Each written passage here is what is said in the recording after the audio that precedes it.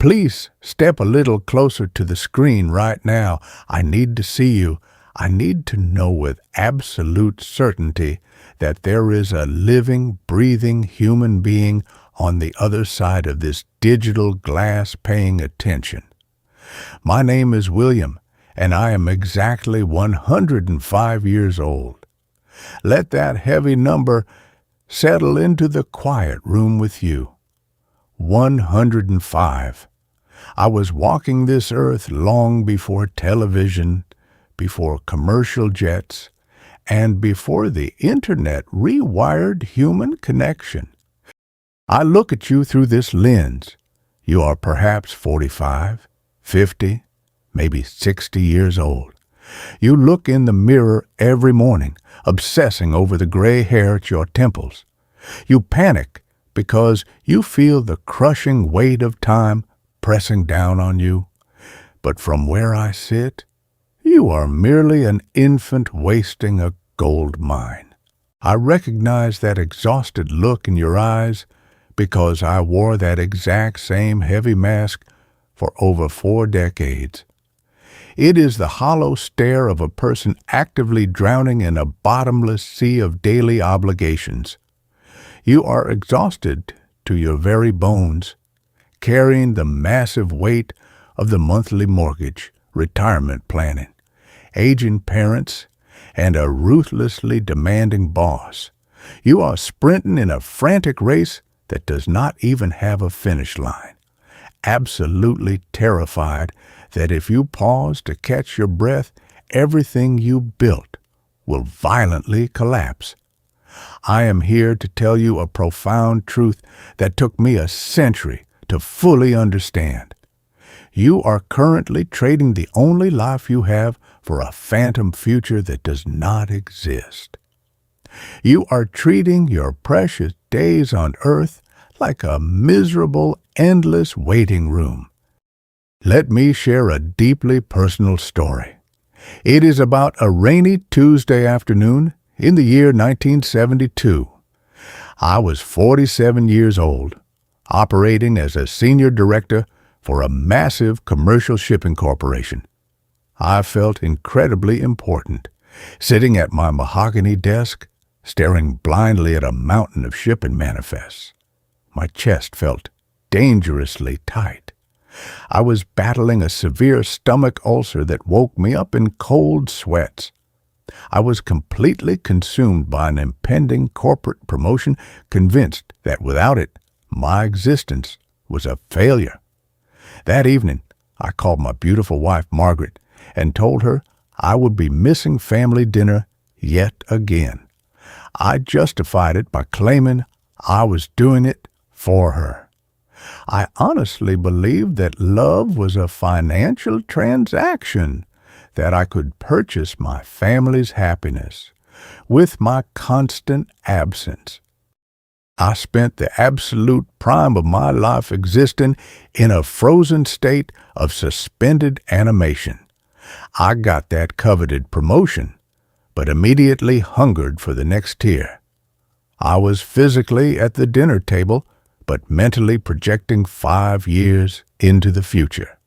Now, let me reveal the brutal truth about that Tuesday in 1972. That massive shipping corporation went completely bankrupt 3 decades ago. The impressive building where I sacrificed my health is now a concrete parking lot. But a most devastating reality? My sweet Margaret has been gone for 35 years. 35 years of deafening silence echoing in this empty house. I do not remember the corporate bonuses or boardroom victories. I only remember the back of Margaret's head as she sat in our garden, patiently waiting for a husband always too busy to step outside. I have a daughter. She recently turned 75 years old and currently resides in an assisted living facility in Arizona. We speak on the telephone occasionally. She is polite, but a heartbreaking reality is that we are complete strangers sharing the same bloodline. When she was 10, she wanted to show me her watercolor drawings. I shooed her away, saying I was busy securing our future. When she was 16, sobbing over a teenage heartbreak, I dismissed her pain, telling her to focus on her grades. I purchased her first vehicle and financed her lavish wedding. I executed every duty on paper, but I completely missed the magic of knowing the woman she was becoming. Now, she is an elderly woman, I am an ancient ghost, and we have entirely run out of time to repair that massive emotional canyon. You, however, have not run out of time. I see you hiding in your parked car or locked in the bathroom, just trying to steal 5 pathetic minutes of peace. You tell yourself the ultimate lie. I will finally spend quality time with my kids when things settle down. I will take my wife out as soon as this massive project wraps up. Listen to me very closely. The waters of life never magically settle down. Human existence is an endless, grueling conveyor belt of problems. The moment you permanently solve one crisis, another immediately takes its place. If you are stubbornly waiting for all of your problems to evaporate before you grant yourself permission to experience joy, you will be waiting until you are lowered into the dirt. Life is about learning to dance gracefully in the freezing rain. Let me paint a stark contrast. I had an associate named Richard, a cutthroat director at a major regional bank. He was determined to accumulate vast wealth and power, willingly sacrificing 2 marriages and alienating his children to achieve it. Richard retired at 65 with millions in liquid assets and immediately purchased a stunning multi-million-dollar beach house in Malibu. His grand plan was to spend his twilight years listening to the ocean waves. The elusive someday he had traded his entire youth to secure. Exactly 2 months after signing the deed, Richard suffered a massive fatal heart attack in his sleep. He never even got to walk barefoot on his own private beach. He spent 45 grueling years grinding his soul into fine powder for a luxurious freedom he never actually got to taste. Then there was my friend Thomas. Thomas was a local carpenter who worked with his hands. He drove a beat-up, rattling station wagon practically held together by rust and duct tape. But Thomas possessed a profound wisdom that eluded the rest of us. He categorically refused to wait for someday. Every single weekend, Thomas loaded his kids into that hideous car and took them camping in the state parks. They slept in cheap sleeping bags and fished in public creeks. Thomas laughed a deep, booming laugh that filled the woods, completely uncaring of what wealthy neighbors thought. Thomas passed away at 70, but at his funeral, the church overflowed into the streets. His children spoke about him like an immortal king because he gave them the only currency in this universe that holds any actual value: his undivided time. I am sitting in this heavy chair, and my physical vessel is completely failing me.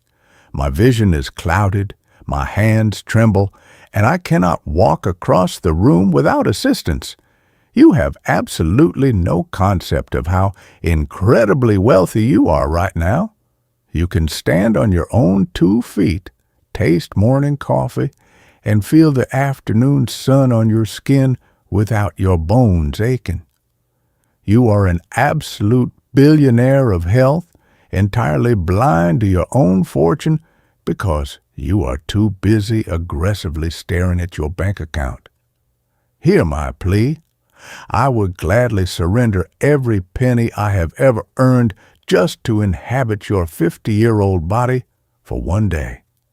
I would walk out of the office at 5 p.m., drive home, and kiss Margaret like it was my absolute last day on earth. I want you to completely dismantle your definition of success. Success has nothing to do with a prestigious title or the square footage of your home. True success is lying in bed at night with a heart that is entirely at peace. You are officially entering the second half of your life. The first half was strictly for learning and making terrible mistakes. The second half is exclusively for living. Drop the suffocating baggage of your past. Go home tonight and completely alter the atmosphere of your living room. Look your family directly in the eyes. You have a choice right this second. You can step back onto the miserable treadmill, or you can finally wake up.